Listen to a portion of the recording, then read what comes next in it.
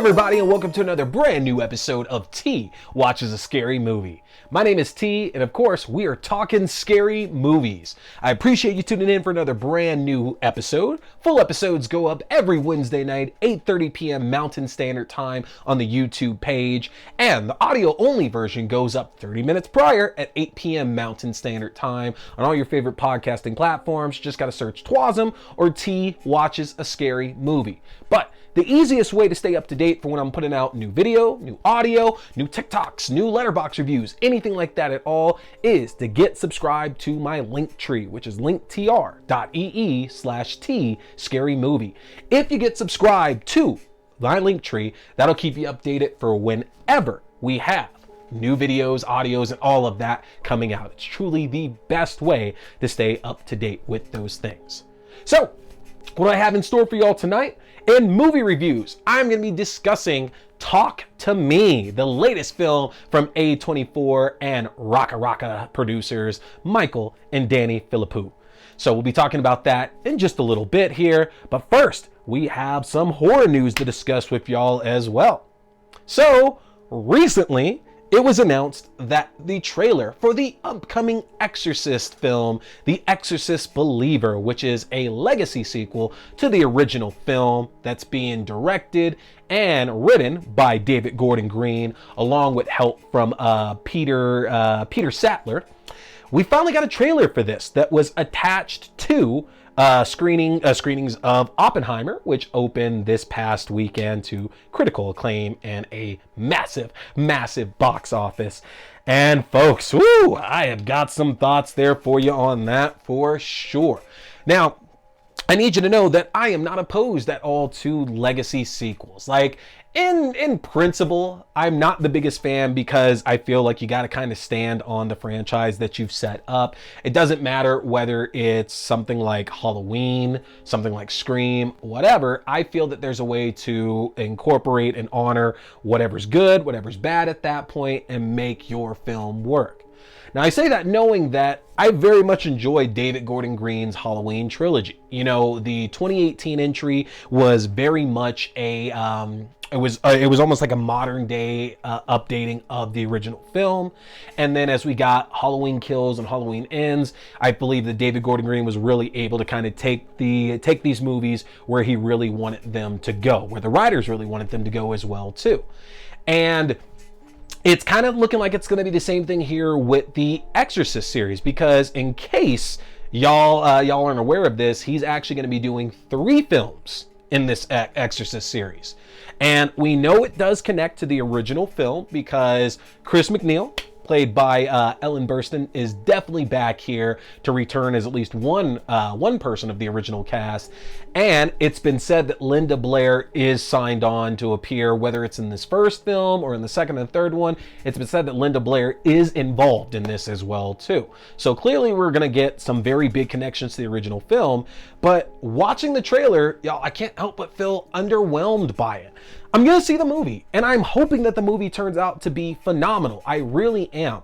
But I just wasn't as blown away for it as I feel that I should be. And for a series like The Exorcist, which I think that a lot of you would agree that is the standard, that is the bar for exorcism movies. We've had so many that have come out since the original Exorcist film, including sequels and prequels and a TV show in that franchise.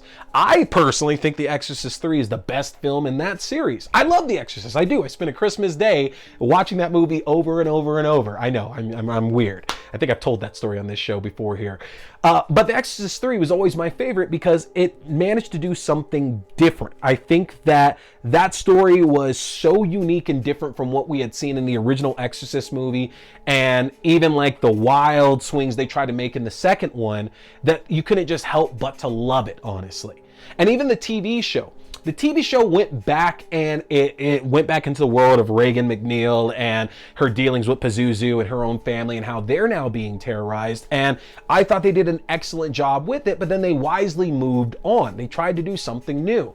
And we've gotten an abundance of horror films based around exorcisms over the last 20 years. And some have been really good. Some have just been generic, honestly. Like even Nefarious, the worst film I've seen this year, it's the standard run-of-the-mill exorcism movie. There's nothing special about it. And I couldn't help but feel the same way watching this trailer, honestly. I felt very, very surprised that this was kind of the quality that they were going for with this. It didn't seem right in the least bit. I personally didn't find myself being that scared, honestly. I didn't really like get too excited seeing Ellen Burstyn, and that's not a knock against what they're gonna do with this, okay? It could turn out to really be extremely well done film. I have no doubts about that. But the trailer to me seemed very, very lackluster. I want something new. I want something new, and right now it just doesn't feel like anything new. There's not enough by saying it's about two girls now being possessed, and we're bringing in an expert that happens to be Reagan's mom, who's been fascinated and just like engrossed in everything exorcism related since this all happened so long ago. Right now, it's not enough. I'm hoping that there's another trailer that'll drop here in the next month or so that will look a little bit better than this. I'm positive there'll be a newer trailer that'll drop that'll do it for us. But so far, I'm not feeling too excited about it. I've talked to y'all a bit about this because, you know, I put a video up last week when it first came out, my thoughts on it. Now that you have the ability to see it, because I am going to put the link up here for y'all to see, check it out and let me know in the comment section how you're feeling about it. Are you excited? Are you bummed the same way that I am? Do you even like the Exorcist movies to begin with? Do you think something better is out there, like maybe Exorcism of Emily Rose or something along those lines? Let me know in the comments, y'all. So that's going to do it here for our horror news. We're going to take a quick break, and folks, I'll be back in my review of Talk to Me. Hey everybody, looking for a great way to stay up to date on horror news as well as read the best of articles on anything scary out in the world right now? Then you need to head over to the Fangoria shop and get yourself a subscription. If you go to shop.fangoria.com/AXDEW, you can use my own personalized 20% discount to save 20% off on Fangoria magazine subscriptions, as well as 20% off any other items in their fantastic shop. This is a great deal. If you've ever been wanting to get yourself a subscription, now is the time to do so. Head to shop.fangoria.com/AXDEW. Welcome back to T Watches a Scary Movie. Folks, here in Movie Reviews, I am here with my 4-star thoughts on Talk to Me. So, loss and how we cope with it in the worst of ways have emerged as one of the top themes of horror in 2023. Whether it's Megan, the Boogeyman, Brooklyn 4-5, the Angry Black Girl and Her Monster, or at least a dozen more at that point, all these films have presented vastly different looks at how we deal with loss and the lengths that we'll go to not face it. And Talk to Me gets to join that list as one of the most uncomfortable films I've seen in a while on that subject. It's truly phenomenal. I should mention up front here, just as a bit of a warning to everybody, Talk to Me deals quite heavily with the topic of suicide, and it doesn't pull any punches in terms of its depiction of showing the pain that people can go through dealing with the aftermath of it. Good or bad, it's always a good idea to check out movies for yourself and form your own opinion, but because this is a topic that rightfully hits so hard for so many people, this warning feels necessary before I really get into it. Mia, played by Sophia Wilde, who you might know from The Portable Door or You Don't Know Me, has recently lost her mother to a supposed suicide and is having a hard time dealing with the emotions coming from that. She's disconnected from her father and spending all this time at the home of her best friend Jade, played by Alexandra Jensen. And after numerous videos of the latest social media craze, which seems to depict kids somehow finding themselves possessed by spirits, Mia and Jade decide to throw a party which will have disastrous consequences, not just for the two of them, but for their friends and family as well. Now, RackaRacka creators Danny and Micah Philippou direct a script from Bill Hinsman and Danny Philippou, based on a story by Daley Pearson, who y'all, okay, already, diverge for I'm gonna divert for a quick second there. Like, I love the RackaRacka videos. Like, I feel like I kind of grew up watching those, because those guys, if you've never seen them, you have to check their videos out, y'all. They were doing some fun things with special effects that we weren't really seeing a lot on YouTube videos, and their videos were just downright hilarious. They're brutal, they're bloody, they're a really, really good time. But what got me here was the fact that Daly Pearson, if I am pronouncing that right, and I apologize if I am not, who originally came up with this story, is if you don't know that name, this man has been actually in a number of horror films. There, playing Thor's roommate, Daryl, and he actually ends up, like, I think most recently he was a tour guide in Thor: Love and Thunder, like for New Asgard. But I just thought that was hilarious. I thought that was a cool little piece of information to have there about that. But I digress. You know, if you've ever seen their videos, you know that these guys have a knack for these violent, memorable videos, like ones that have gone viral quite a bit.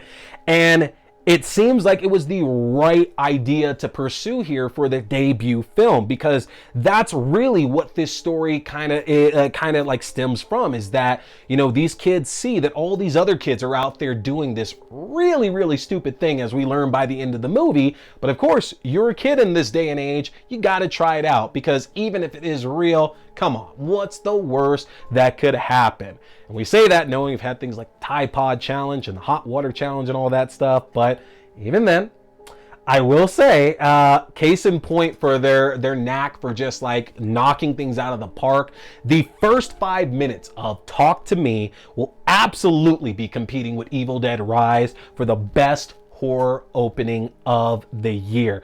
Completely caught me off guard, and it absolutely set the tone for the kind of brutality that we were going to see over the next 95 minutes in this film. And that 95 minutes is used damn well, as the Philippou brothers waste no time in getting from that shocking opening to the party that's going to change everything for Mia. Mia's clearly struggling, but working her hardest to hide her pain from everyone. So when she's given this opportunity to talk to her mother, or is it? It's easy to understand, even if we don't agree, why she chooses to ignore everyone's safety just to have a few more moments to say goodbye. You know, that's always the classic conundrum in cases like this, is that it's a very selfish yet understandable act that somebody who's dealing with all this pain wants more time to really deal with this, because they haven't dealt with it already. And unfortunately, everybody else just seemingly gets caught in the crossfire by Mia wanting to do this. And Talk to Me benefits so much by not holding the hands of either the audience or the characters going through this, because a lot of these movies, a lot of horror movies in general, you know, there's always that time that we have to take to establish that what's happening is real. We know it's real. There's a killer out there, there's a monster, there's a demon, there's whatever. We as the audience know in most movies that that's real in the world of that movie at that point. But they still have to take that time to establish why the main character, or maybe friends of the main character, should believe that this is something that's happening. And Talk to Me doesn't really have that kind of dilemma, because from the moment that we get to see that this is happening, we are instantly told that it's real, and this is something that is absolutely serious. Not a joke. No one's playing a game at this point.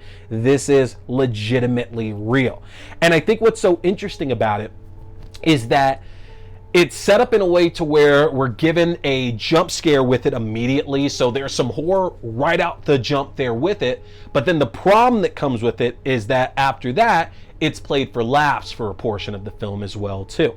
And I'll get back to that a little bit later, because I want to talk really quickly about some of the casting in this. Sophia Wilde gives one of the best performances of the year here with her absolutely broken Mia. She gives us this picture-perfect teenager who is able to show that she blames her father. She personally holds a grudge against her father for her mother's death, and at the same time with her friends, she's trying to mask all that she doesn't really care that much. Like, yeah, she's hurt, yes, she's upset, but hey, it's no big deal, that's life and everything. And she's playing it so hard in one case with her father, and other cases with her friends. And it was so amazing to see the desperation grow and grow. And Sophia Wilde just does this amazing job putting that all out on screen, because to a point we understand. We absolutely understand the hurt and the pain and the desperation that Mia is feeling. And we don't agree at all with the methods that she's using to get what she wants, but it is understandable why she's doing what she is doing at that point. But she's not the only one. Miranda Otto, who of course all of y'all probably know from Lord of the Rings, but also is in Annabelle Creation, plays her best friend Jade's mother, Sue.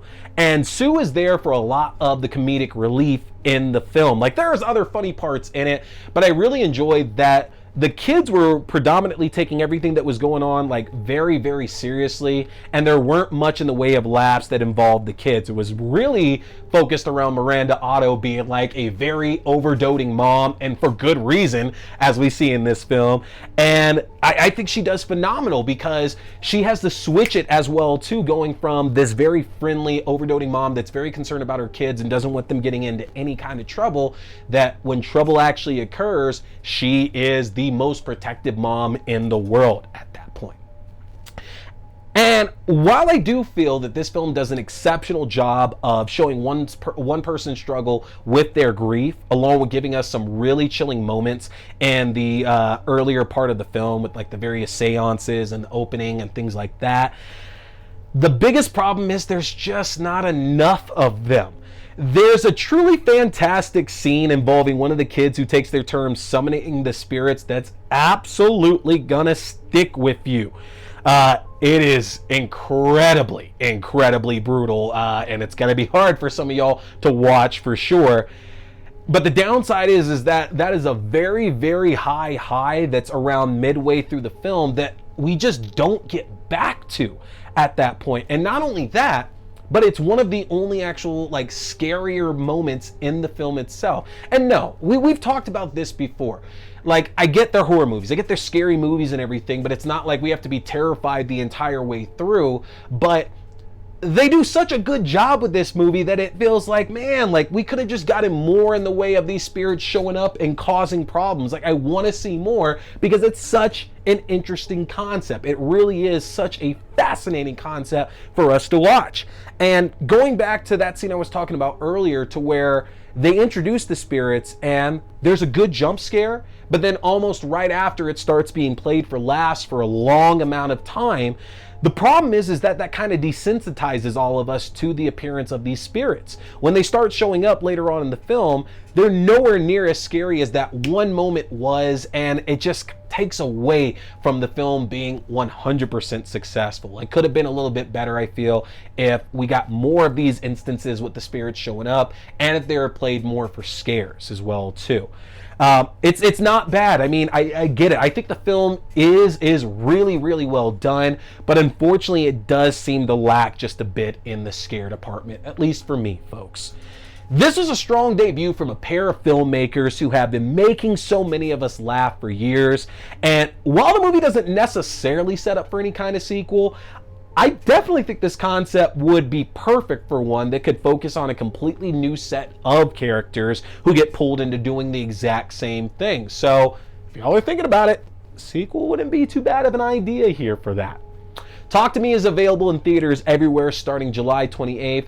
Go and check it out, folks. It's important to note that Talk to Me is being distributed by A24, which is one of the only studios that's working within the Screen Actors Guild's guidelines right now that they're trying to achieve. There are all these other studios there, so you definitely got to support it to show that these studios need to make a deal, folks. Our writers and our actors are still looking for fair compensation from this horrible, horrible deal that has forced them to strike. Support your actors, support your writers, folks. I appreciate you tuning in. That's going to wrap everything up here for tonight's episode. Be on the lookout, though, folks. We have a lot of great stuff coming up. We have Till Death Do Us Part. We have The Meg 2. We have The Last Voyage of the Demeter. We have so many good films here that I'm excited to talk to y'all about. Make sure to hit that subscribe button, folks, and go check out Talk to Me. My name is T. We've been talking scary movies. Stay scared. Hey everybody, I appreciate you tuning in for another brand new episode, movie review, game review, whatever it is now at this point.